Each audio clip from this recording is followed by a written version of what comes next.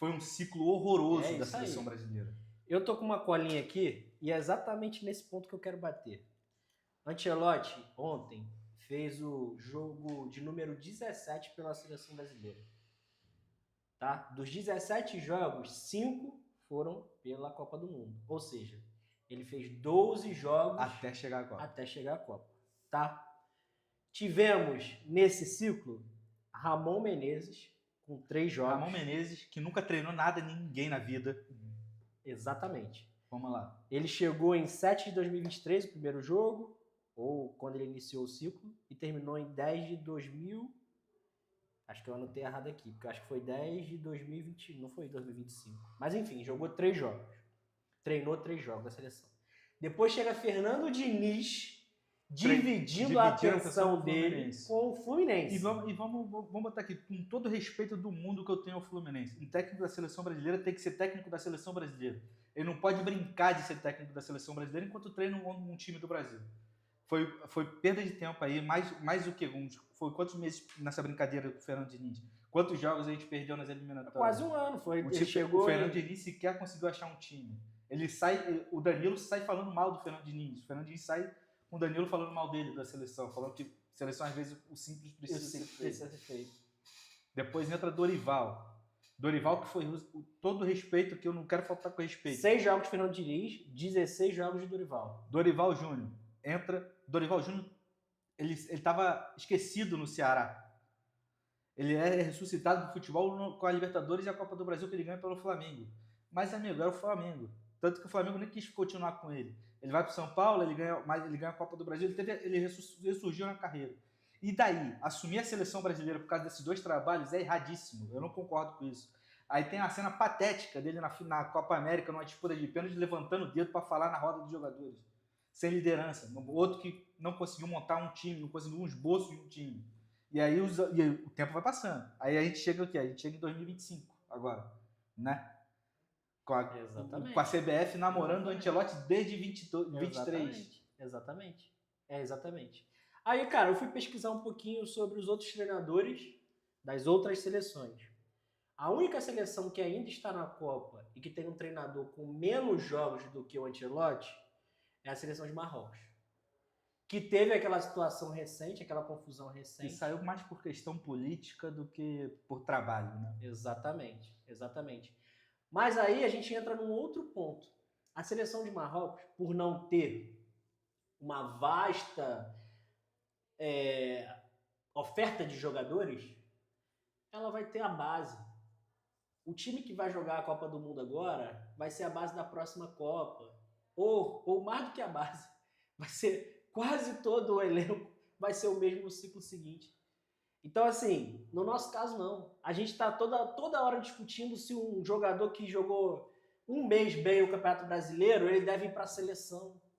Um cara que fez 2 jogos mal na seleção, que ele nunca mais tem que voltar na seleção.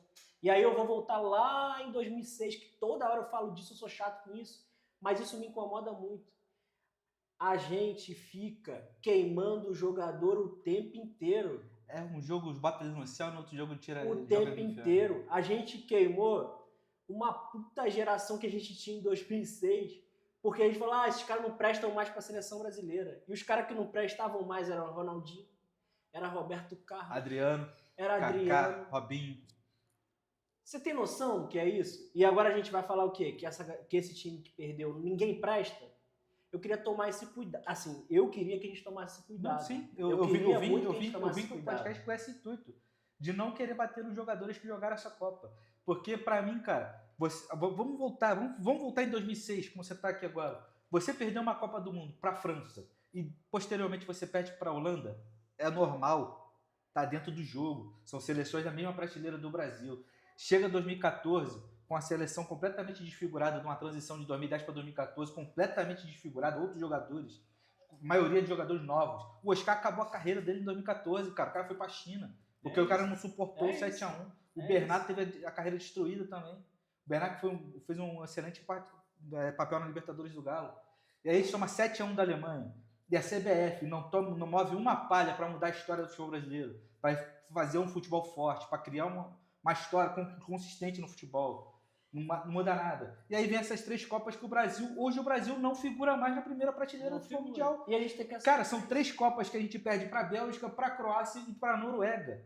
Sendo que para a Noruega é mais vergonhoso ainda, porque você pode alegar que a Croácia era a atual vice-campeã do mundo e a Bélgica tinha uma excelente geração. Quem é que tem na Noruega? A gente perdeu para um jogador, cara. A gente perdeu para um jogador. 2 se fizer força, né? Se quiser botar o Odegaard ali.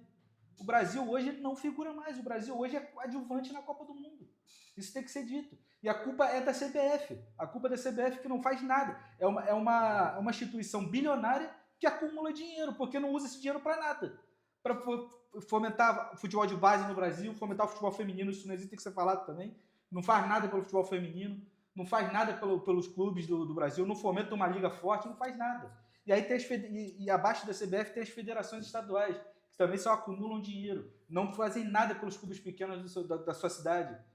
A gente pode falar aqui do Rio de Janeiro, que a gente está. A FERJ sucateia todos os clubes pequenos do Rio. Não tem um clube pequeno do Rio na Série B, na Série C. Sabe? A bola não entra por acaso, cara. Não é por acaso. Os clubes pararam de fomentar. Hoje a gente não tem centroavante, hoje a gente não tem camisa 10. Os clubes pararam de revelar isso. O clube só revela ponta. A gente conversou sobre isso em outros podcasts. Os clubes só revelam ponta para exportar para o futebol europeu. Porque o futebol europeu gosta de ponta. E olha que curioso. O nosso lateral, né? Historicamente, nossos laterais são laterais ofensivos. Eles viram ponta. Sim. E os nossos camisa 10 viram ponta também. A gente não tem mais nada, cara. A gente não tem a nossa característica. A gente perdeu a característica que a gente tem tanto orgulho de dizer que é o único pentacampeão. Graças a Deus a Alemanha perdeu, a gente vai continuar sendo o único pentacampeão até 2030. Mas até quando? Até quando? A gente vai ser o único pentacampeão. Até quando?